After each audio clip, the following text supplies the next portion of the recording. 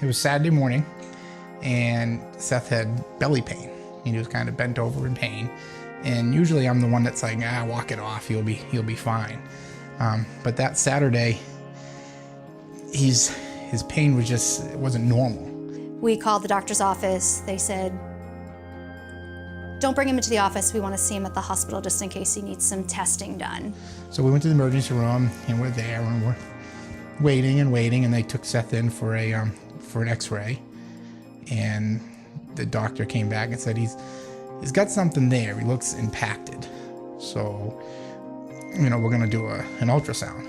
And I looked at my husband at one time and I said, if they come in as a pair, meaning two people come in to talk to us about what his results are, that's not a good sign. And when they came in, they sat down and they just said, we found a large tumor on your son's right kidney and it spread to his lungs, and we believe it's cancer. I mean, it was everything that you could possibly imagine. I was on the floor, I was calling my family because I needed to just feel how I felt so that I could pull it together. I need to prepare mentally for somebody to say, take him home and love him as much as you can and make him comfortable, and that was what was going on in my head. And that was awful. It was absolutely awful. We knew he needed something to look forward to and something that he could get excited about, because he was just, every day was just a treatment. And that's when the social worker that we both love, Chelsea, she said, well, have you guys ever considered calling Make-A-Wish New Hampshire? And I remember Heather and I looked at each other and we said, absolutely not. What do we need Make-A-Wish for? No way, that's gonna be fine. We don't need Make-A-Wish. See, I always thought Make-A-Wish was just for kids that weren't gonna make it. It was like their final wish. But now, after the social worker explained it to us, we were like, wow, that's awesome. And I didn't know if we could embark on that quite yet, but I said the opportunity presented itself, and obviously it was the time to embrace it, so let's do it. Donna and Dave came to the house, and what a team they are. I'll tell you, they're awesome. Dave went right in, and he's like a little kid himself. He went right into the room with Seth and started putting the Legos together. And what I really noticed about him was his imagination and how he was so imaginative as we built these block things and built Legos and talked more and more about stuff, and the more trusting he became with me. It was a really cool experience. We asked Seth, Seth, what if you could have any wish? What would you like? What would you want to do? And he's like, I want to be a magician. I said, you want to be a magician? He said, yep, I want to make things appear and disappear. I want to be on stage, and I want to show everyone that I can do this. And I looked at our wish granters and said, I don't foresee that being reality for him getting on stage. I can't see it happening. So we did a special walkthrough rehearsal, just us and Seth. And it was amazing to see, like, he just totally started to own it. I remember we walked through the show 2 or 3 times, and where before he would look to others for guidance, he just nailed it. And with my job, I know so many people that I said, well, let's try, let's talk to Anthony at the Rochester Opera House. And I said, if there's ever anything that we can do here at the Rochester Opera House, please don't hesitate to let me know. And he actually said, yeah, actually, there is something that you can do. What I most enjoyed about all of this process was the community partaking in the event too. It wasn't a separate thing from having the community watch Seth and his brother perform on stage with the magician Norman.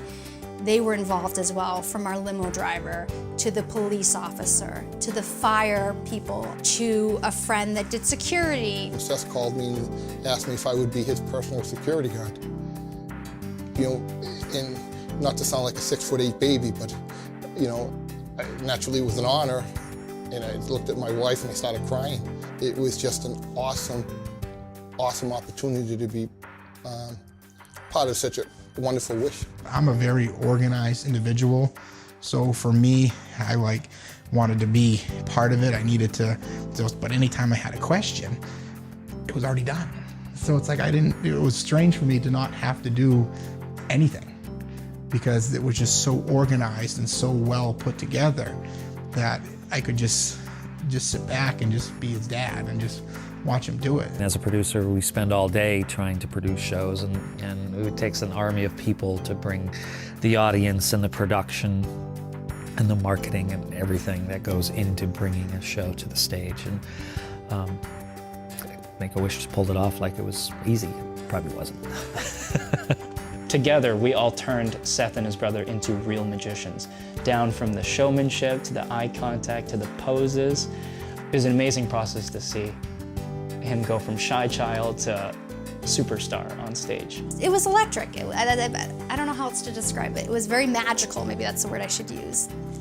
It was just so exciting. It brought goosebumps to me, you know, just and I get a little teary-eyed knowing that this is him, you know, he's getting his wish, you know, it was everything you could ask for or more. I mean, at that point in time, he was famous. I can't describe it in words. To see his face and his reaction and the love of what he was doing and the happiness that he had because of it, you know, made my whole night. I walked out feeling like I was the luckiest man in the world to be part of it.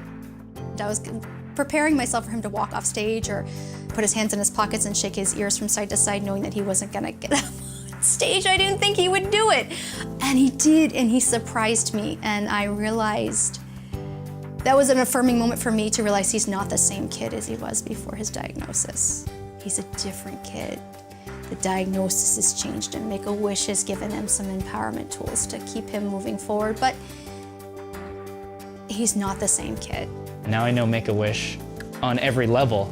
They're devoted to making children's wishes come true. You seal the deal, I'm gonna call it, and your wish is done, but they still reach out to you and touch base. And I think that's important. That goes beyond just a job or being a donor. People really, truly believe in the work they do, and they wanna know how you are, genuinely care.